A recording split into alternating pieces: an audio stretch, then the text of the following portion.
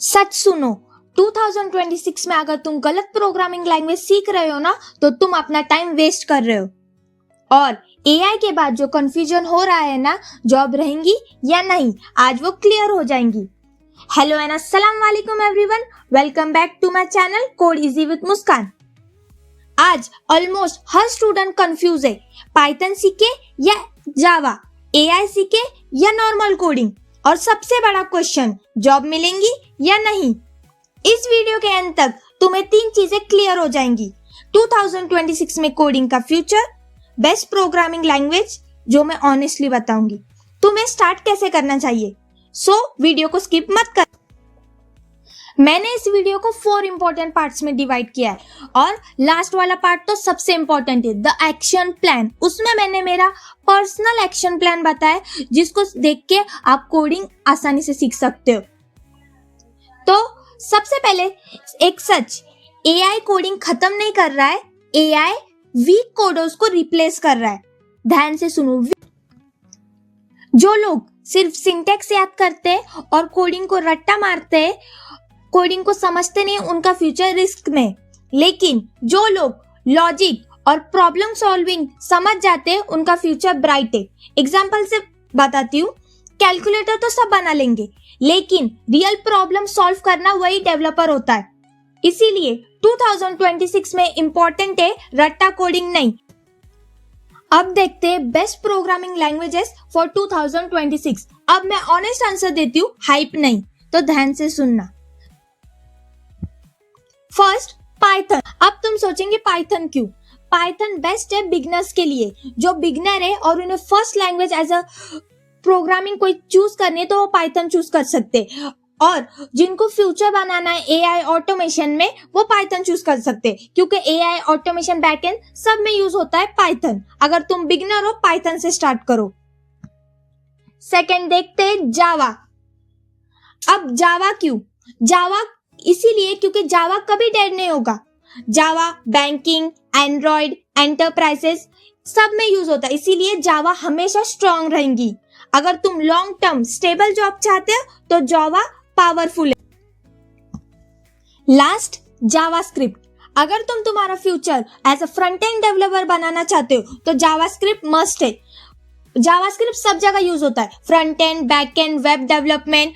अगर तुम full stock बनना चाहते हो, तो जेएस मस्ट है, और इसकी हाई डिमांड भी है फ्यूचर में, लेकिन एआई के साथ। ट्रुथ ये है, लैंग्वेज से ज्यादा इंपॉर्टेंट है तुम क्या बना सकते हो, तुम्हारे पास कौन सी स्किल्स है, what you build that's matter. अब जॉब रेडी बनने का रियल फॉर्मूला, सिर्फ लैंग्वेजेस सीखने से जॉब नहीं मिलती। 2026 का real formula, first, logic strong करो। Second, real world projects build करो।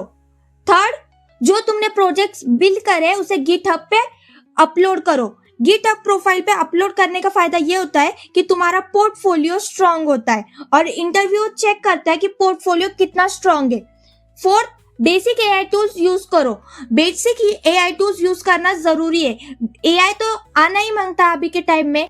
Fifth and last, communication skills. अगर आपको कम्युनिकेट करते ही नहीं आ रहा अच्छे से, तो आप इंटरव्यू कैसे क्लियर करोगे?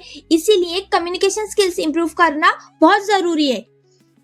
एग्जाम्पल लेते, इंटरव्यू में आप गए और उन्होंने आपको पूछा कि ये कोड आपने कैसे किया, इसको एक्सप्लेन करके बताओ। और अगर आपको ये एक्सप्लेन करते ही नहीं आ रहा, इंटरव्यू के क्वेश्चन को टैकल करते ही नहीं आ रहा, तो इंटरव्यू आपको सिलेक्ट कैसे करेगा? एचआर आपको सिलेक्ट कैसे करेगा? और समझो, अगर उन्होंने सिलेक्ट भी कर लिया आपको, और आप एक डिपार्टमेंट में गए और फिर वहां पे जो हेड है, उन्होंने आपको बोला कि ये हमारी वेबसाइट है और इसको हमको सेल करने का है, तो एक प्रेजेंटेशन बनाओ, पिच प्रेजेंटेशन क्लाइंट के लिए, और उसे प्रेजेंट करने का है।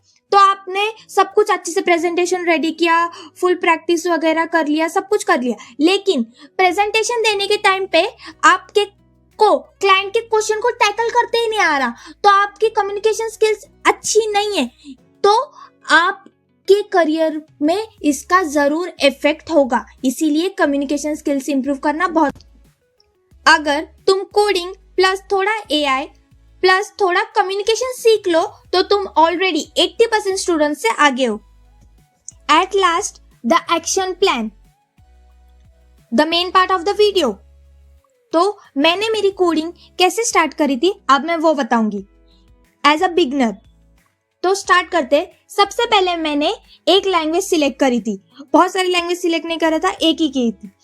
आप पाइथन या फिर जावा सिलेक्ट कर सकते। अगर कंफ्यूजन है कौन सी लैंग्वेज सिलेक्ट करे, तो अगर एआई और ऑटोमेशन में जाना है तो पाइथन सिलेक्ट करो, और एंड्रॉइड डेवलपमेंट और लॉजिक स्ट्रॉन्ग करना है तो जावा सिलेक्ट करो। सेकेंड, मैंने डेली थोड़ा थोड़ा लॉजिक प्रैक्टिस करी थी। जैसे मैं कोई भी एक टॉपिक ले लेने की और 50 to 30 मिनट्स उसको मैं पढ़ने की, देखने की, मतलब वो कैसे, ये कैसे हुआ, ये क्यों हुआ और ये कैसे होगा आगे, इसमें और क्या क्या चीजें ऐड कर सकते तो क्या चेंजेस हो गए। इससे मेरी थिंकिंग और फास्ट हो गई थी।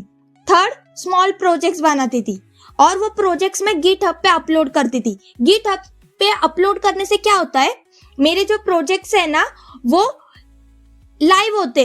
मतलब अगर मैंने एक पोर्टफोलियो वेबसाइट बनाई और पोर्टफोलियो वेबसाइट पे मैंने मेरा गिटहब की प्रोफाइल लिंक डाली, तो कोई भी इंटरव्यू रिक्रूटर मेरी गिटहब की प्रोफाइल पे जाएगा और मेरे प्रोजेक्ट्स देखेगा, तो उसको आइडिया मिल जाएगा कि मुझे क्या आता है और क्या नहीं आता है। उसके बाद एआई टूल्स को यूज करो, लेकिन as a assistant, not shortcut. AI को ऐसे यूज करो कि आपको वो फीडबैक दे कि आपको ये समझ रहा नहीं, ये एरर क्यों आ रहा है, ये समझ रहा नहीं, तो आप उसको पूछ सकते ये क्यों नहीं आ रहा। आप उस पर ही पूरा डिपेंडेंट मत रहो। एंड कंसिस्टेंसी गेम चेंजर है, इसीलिए कंसिस्टेंट रहो। अगर ये वीडियो थोड़ा सा भी हेल्पफुल लगा ना तो चैनल को लाइक और सब्सक्राइब करना मत भूलना, क्योंकि कोड इजी विद मुस्कान पे कोडिंग को टफ नहीं इजी बनाया जाता है। नेक्स्ट वीडियो में बताऊंगी कोडिंग लॉजिक कैसे बिल्ड करते step by step. Till then keep learning, keep practising. Bye bye.